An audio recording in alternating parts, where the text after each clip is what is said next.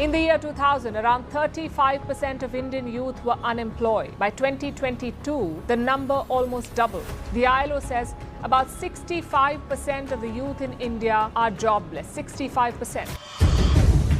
CMIE यानी central for monitoring Indian economy के अनुसार भारत में बेरोजगारी की दर पहले से और भी ज्यादा बढ़ गई है। पहले 7.14% था, लेकिन अब 8% से भी ज्यादा हो गया है।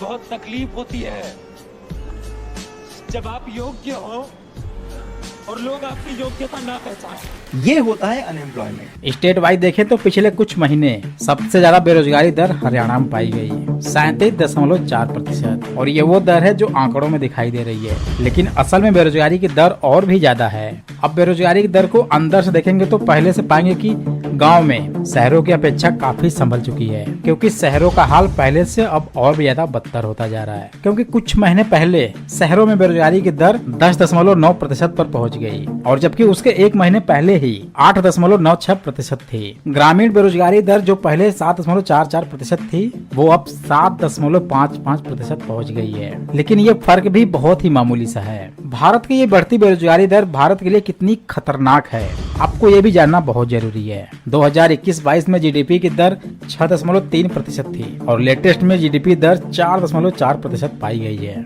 और बेरोजगारी की दर बढ़ने से सिर्फ जीडीपी में गिरावट ही नहीं आई है, बल्कि उधारी लागत भी बढ़ गई है। और मैन्युफैक्चरिंग एरिया में भारत पहले से अब और भी ज्यादा कमजोर हो गया है, जिससे अब ये पता चलता है कि एक्सपोर्ट में भारत वीक रहा है। दोस्तों, आपको अंदाजा भी नहीं होगा कि भारत में बढ़ती बेरोजगारी कितनी खतरनाक है।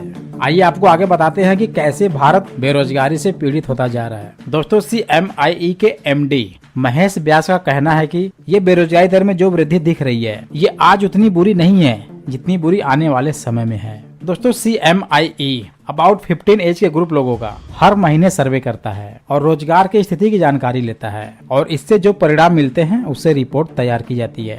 बेरोजगारी दर 7.4 का मतलब है कि 1000 लोगों में 74 लोगों को काम नहीं मिल पा रहा है। दोस्तों, CMIE का कहना है कि बेरोजगारी दर इंडियन इकोनॉमी हेल्थ की सही जानकारी देती है, और इसी से पता चलता है कि कुल देश में कितने लोग बेरोजगार हैं। लेकिन दोस्तों, इस सर्वे में भारत की जनसंख्या का वो वर्ग तो रह ही जाता है जिसके पास घर नहीं है। इनके सोने की जगह रोज बदल जाती है। अगर ऐसी जनसंख्या को भी डिटेल्स में शामिल कर लिया जाए तो भारत की बेरोजगारी दर और भी ज्यादा बढ़ जाएगी। लेबर फोर्स पार्टिसिपेशन की दर पिछले साल 40% थी, जो पिछले कुछ सालों के मुकाबले सबसे कम है। ऐसा लगता है कि भारत का एक ऐसा एज ग्रुप जो रोजगार लेने के लिए एलिजिबल है, उनमें से आधा ज्यादा लोगों ने अब रोजगार ढूंढना भी छोड़ दिया है और घर बैठने का डिसीजन ले लिया है।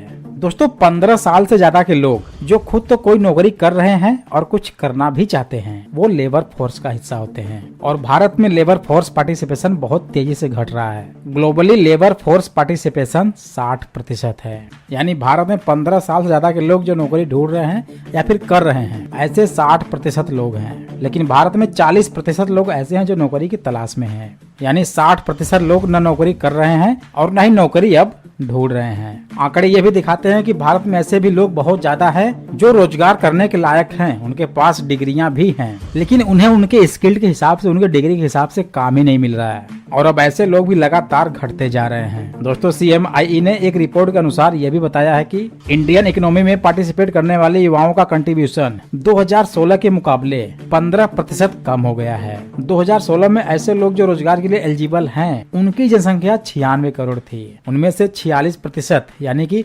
41 करोड़ लोग नौकरी कर रहे थे। और 2021 में उन रोजगार के लिए युवाओं की जनसंख्या 108 करोड़ हो गई, और उसमें से 37.5% यानी कि 40 करोड़ लोग ये नौकरी कर रहे थे।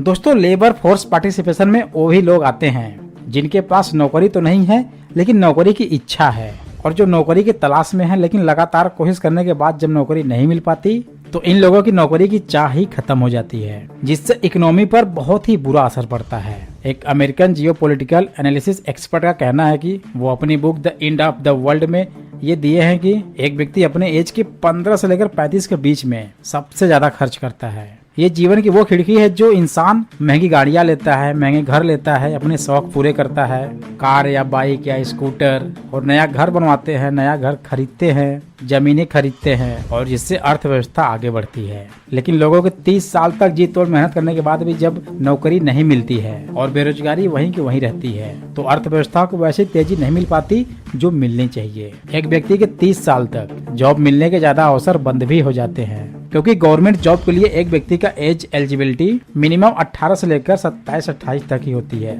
या फिर ज्यादा 30 साल तक। और यहाँ तक आते आते एक एस्पिरेंट टूट चुका होता है और उसकी नौकरी करने की इच्छा भी खत्म हो जाती है। और ज्यादातर लोग गवर्नमेंट जॉब के प्रिपरेशन के चक्कर में कोई अदर जॉब भी नहीं करते हैं और आगे चलकर एज ज्यादा और एक्सपीरियंस कम होने की वजह से प्राइवेट जॉब के मौके भी खत्म हो जाते हैं और ऐसी परिस्थितियों से बेरोजगारी दर और तेजी से बढ़ती है। यानी कि 30 साल की उम्र तक बेरोजगार रहना अर्थव्यवस्था को बहुत बुरी तरह से प्रभावित करता है। जब बेरोजगारी बढ़ती है तो इकोनॉमी में गुड्स एंड सर्विस की डिमांड भी कम हो जाती है, लोगों की परचेजिंग पावर कम हो जाती है और इसके साथ साथ इकोनॉमिक ग्रोथ रेट भी कम होती चली जाती है। तो जैसा कि हमने बताया कि हरियाणा में बेरोजगारी की दर सबसे ज्यादा है। तो भारत में कुल ऐसे 6 राज्य हैं जिनकी बेरोजगारी की दर 2 अंकों में है। राजस्थान में 27.1%, झारखंड में 17.3% और इसी के साथ त्रिपुरा, जम्मू एंड कश्मीर और राजधानी दिल्ली में भी बेरोजगारी की दर काफी बढ़ गई है। केवल अशिक्षित बेरोजगारी नहीं है, इसमें शिक्षित बेरोजगारी उससे भी ज्यादा है। भारत में सरकारी नौकरियों का महत्व बहुत ज्यादा है। करोड़ों लोग सरकारी नौकरी की परीक्षा हर साल देते हैं और भारत में ज्यादा जनसंख्या ऐसी है जो गवर्नमेंट जॉब की वैकेंसी निकलने पर ही निर्भर है, जो गरीबी से निकलने के लिए मात्र एक रास्ता जानते हैं और वो है सरकारी नौकरी। बता दें कि जब से ये महामारी आया हुआ है तब से भारत में वैकेंसियों की कुल सीटों की संख्या आधी हो गई है। साल पर साल निकल जाते हैं और एग्जाम के डेट आगे बढ़ते चले जाते हैं। ये बात भले ही छोटी लग रही हो लेकिन बेरोजगारी की दर को बढ़ाने में काफी ज्यादा इसका योगदान है। ऐसे में सरकार को बेरोजगारी को खत्म करने के लिए कुछ अहम कदम उठाने होंगे। लेकिन ये तो आप बहुत अच्छे जानते हैं कि करप्शन, धांधली और जो सबसे प्रचलित वर्ड है जुगाड़, हर काम जुगाड़ से हो जाना चाहिए और जिसका जुगाड़ नहीं है, जिसके पास पैसे भी नहीं है, वो स्टूडेंट पीछे ही रह जाता है।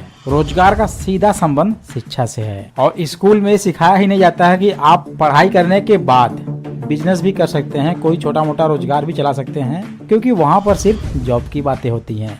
आपको एक अच्छी पढ़ाई करनी है, पढ़ाई करने के बाद एक अच्छा जॉब लेना है। बिजनेस की बात करते हुए ध्यान आ गया कि बिजनेस के लिए सबसे बेस्ट है नेटवर्क मार्केटिंग प्लेटफॉर्म, जो आपको कम से कम पैसों में या फिर हम ये कहें तो बिना पैसे के ही एक अच्छी स्किल्ड प्रोवाइड करता है। बता दें कि नेटवर्क मार्केटिंग सबसे बेहतर विकल्प क्यों है। दोस्तों, इस कंडीशन में नेटवर्क मार्केटिंग सबसे बेहतर विकल्प इसलिए है जहां आपको एक अच्छी स्किल मिल जाती है और इसे आप किसी भी काम के साथ इस्तेमाल कर सकते हैं। ये एक ऐसा छोटा सा इन्वेस्टमेंट है जो आगे चलकर बहुत ही अच्छा रिटर्न्स देता है। बाकी मर्जी आपकी। और अब तो भारत की सरकार भी इसको सपोर्ट करने लगी है। तो जाहिर सी बात है कि जब भारत सरकार इसे सपोर्ट खुद कर रही है तो आपको भी इसे एक बार जरूर ट्राई करना चाहिए। और अब तो इसे भारत के स्कूल और कॉलेज में भी सब्जेक्ट के रूप में लॉन्च कर दिया गया है। और ऐसा भी हो सकता है कि 2025 तक डायरेक्ट सेलिंग का डिप्लोमा सर्टिफिकेट कंपलसरी कर दिया जाए कि अगर आपके पास डिग्री नहीं तो आप ज्वाइन भी नहीं कर सकते।